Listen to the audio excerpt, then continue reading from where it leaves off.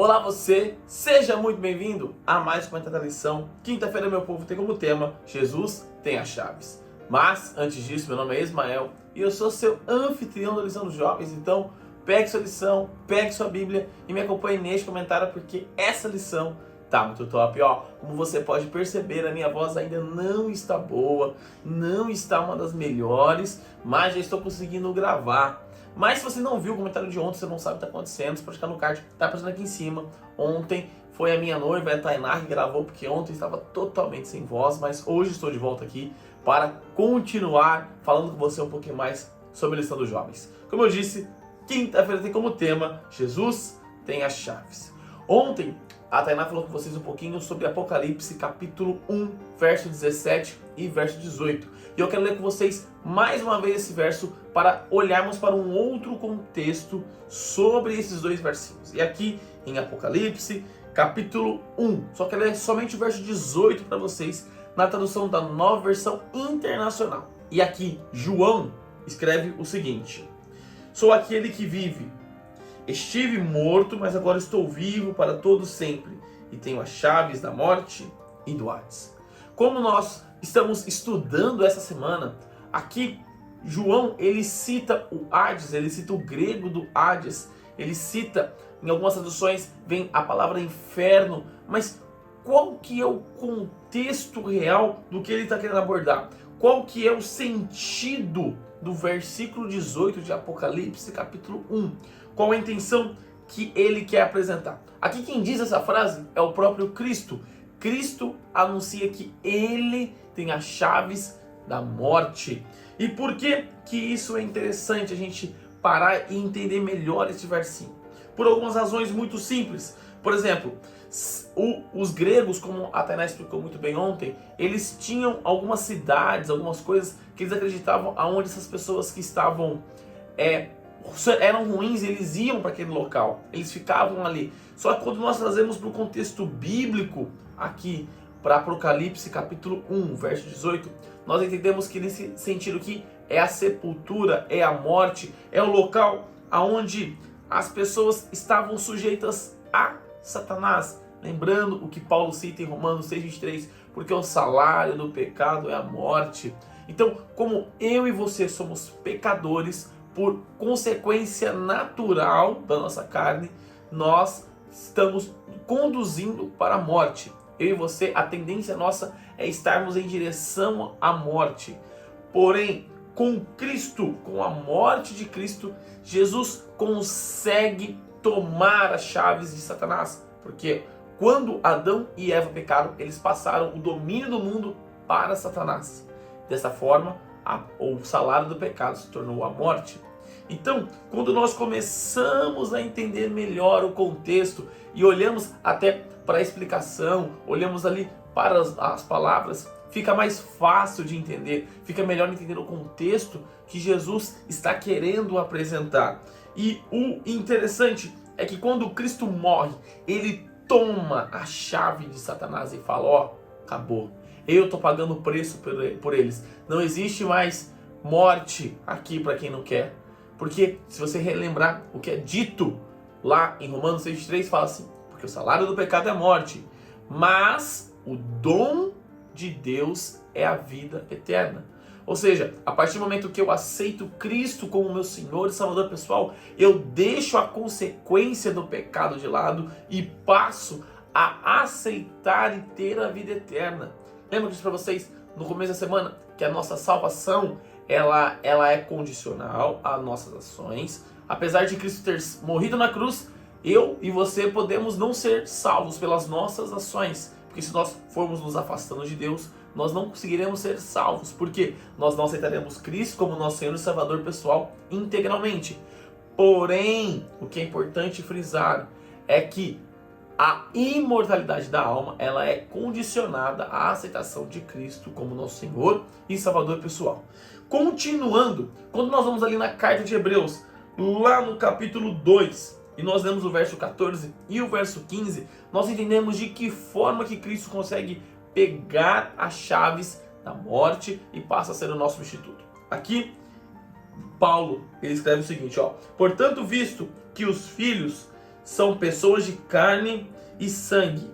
Ele, no caso Jesus, também participou dessa condição humana para que, por sua morte, derrotasse aquele que tem o poder da morte, isto é, o diabo, e libertasse aqueles que, durante toda a vida, estiveram escravizados pelo medo da morte.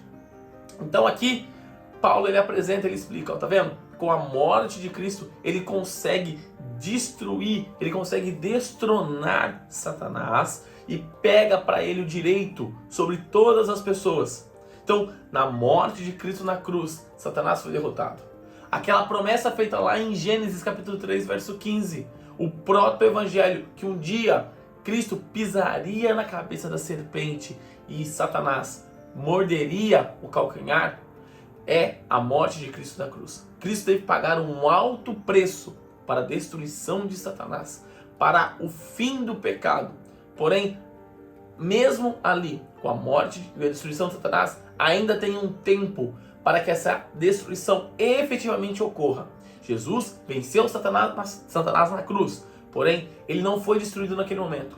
Satanás só será destruído no momento da glorificação, no momento que Cristo voltar em poder e grande glória e acabar com o pecado. Somente no juízo final, no juízo executivo, Jesus destruirá efetivamente o pecado e, consequentemente, Satanás. Só que é importante eu e você frisarmos até essa volta de Cristo, que está breve, eu e você precisamos continuar caminhando em sua direção. Precisamos continuar fiéis. Por quê? Porque lembre-se, Jesus é uma das premissas. A ressurreição de Cristo me fortalece a entender que, se eu continuar fiel a Deus, aquele mesmo que ressuscitou Jesus também vai me ressuscitar. Aquele mesmo que concedeu que Jesus fosse ao céu e viver eternamente vai me dar a mesma condição. Jesus não foi o primeiro relato de ressurreição na Bíblia, porém, através da ressurreição de Jesus, eu posso ter a minha confiança em Deus. Compreende qual é a ação da primícia de Jesus? Reforçando, Jesus não foi o primeiro a ser ressuscitado. No Antigo Testamento nós temos relatos de ressurreição. Cristo ressuscitou algumas pessoas enquanto esteve em vida. Só que a ressurreição de Jesus é a ideia que é apresentada aonde os salvos têm a vida eterna em Deus. É aquela apresentação sendo feita. Então, que eu e você possamos ter isso na nossa mente, confiarmos no mesmo Deus, confiarmos em Jesus, confiarmos no Espírito Santo, termos de todas as formas a nossa cabeça frisada nisso, porque Jesus tem a chave sobre a morte. E quando ele voltar em poder e grande glória, ele levantará todos aqueles que estão descansando nele, todos aqueles que foram fiéis a eles, todos aqueles que tiveram a sua vida retirada pelo Evangelho, todos aqueles que proclamaram o nome de Jesus, proclamaram o nome de Deus e sofreram as consequências, todos eles serão levantados e serão transformados nesse levante, nessa ressurreição. E posteriormente os que estão vivos também serão transformados. E todos os salvos irão para o céu e reinarão com Cristo para todo e todo sempre. Então, não se preocupe, porque a pior coisa que pode acontecer comigo e com você é a morte. Porém, se formos fiéis, se permanecermos fiéis, se aceitarmos Jesus como nosso Senhor e Salvador pessoal, a pior coisa que pode ser conosco é morrer. E se pensarmos, igual Paulo cita, morrer é Cristo, viver é lucro. Que esse seja o meu e o seu pensamento durante toda a nossa vida. E nesta quinta-feira eu quero fazer você refletir, de você falar igual Paulo. Então, se você decide, neste momento, se colocar em pé contra as mentiras do inimigo, se você deseja, neste momento, se colocar diferente, você aceita que você precisa, que eu e você necessitamos proclamar a verdade, proclamar a mensagem de Deus, entendermos e colocarmos em prática tudo o que Jesus nos ensinou para não sermos enganados pelo inimigo e também para levarmos a mensagem de Jesus, a mensagem de ressurreição, a mensagem de salvação, a mensagem de que a alma ela é condicionada à imortalidade, que só é possível isso a partir do momento que aceitarmos Cristo como nosso Senhor e Salvador pessoal. Eu quero que você escreva igual Paulo aqui nos comentários. Escreva o seguinte: viver é Cristo, morrer é lucro, porque a decisão é tua. Eu não posso fazer a sua parte, você não pode fazer a minha. A decisão ela é pessoal. Que este seja o desejo do meu coração e que esse seja o desejo do teu coração. Que você realmente fale: viver é Cristo e morrer é lucro. Neste momento, convido você a fechar os seus olhos e orar comigo. Querido amado Deus, obrigado, Pai, por mais um dia. Obrigado, Pai, pelo estudo de hoje, isso dessa semana que nós estamos entendendo melhor, Pai.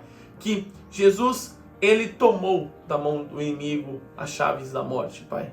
Por mais que quando Adão e Eva caíram em pecado e passaram a chave para Satanás, Jesus, com a sua morte na cruz, Ele tomou para Ele o direito que um dia já havia sido de Deus e foi passado para o inimigo, Pai. Pai, que o Senhor possa nos fortalecer, nos ajudar a continuarmos caminhando rumo às mansões celestiais. A que possamos também, Pai, proclamar a verdade, proclamar a mensagem bíblica, entendendo e explicando para os demais, para que eles também não sejam enganados, Pai. Que possamos falar igual Paulo, que viver é Cristo e morrer é lucro, porque a pior coisa que pode ser conosco é a morte. Porém, se formos fiéis a Ti, quando Cristo voltar em poder e grande glória, nós seremos restaurados e ressuscitados e viveremos eternamente ao Teu lado, Pai. E, Pai, o pedido que eu te faço hoje, o agradecimento, não é porque existe algum mérito em mim ou em qualquer pessoa que está me assistindo neste momento, mas é no doce nome de Cristo Jesus que eu oro e agradeço. Amém. Galerinha, não se esqueça de se inscrever aqui no canal de oração, para você se inscrever no canal de qualidade, o canal onde nós conversamos sobre a lição dos jovens. Então vai lá, se inscreve no canal e ativa o sininho para você sempre receber as notificações todas as vezes que os vídeos são postados aqui no canal de oração. Também deixa seu like nesse vídeo para mostrar que você gostou do conteúdo, para dar aquela força para nós e também para o YouTube compreender que esse vídeo aqui é muito bom e que ele pode recomendar para mais pessoas, assim como você pode recomendar quando você clica ali no botãozinho de compartilhar e colocar nas suas redes sociais, Facebook, Instagram, WhatsApp, Telegram, enfim, a forma que você achar melhor de levar a mensagem de Deus a mais pessoas. E também faça parte dos nossos grupos do Telegram e do WhatsApp. Os links estão aqui embaixo na descrição do vídeo. E clica aqui nessa playlist da lição dos jovens e neste outro canal, onde nós também postamos comentários da lição. Está um pouco parado lá por causa da minha voz, mas quando melhorar, você pode ter certeza que vamos voltar com tudo, com o comentário da lição lá em um minutinho. Então é isso, galera. Um forte abraço a todos e até mais!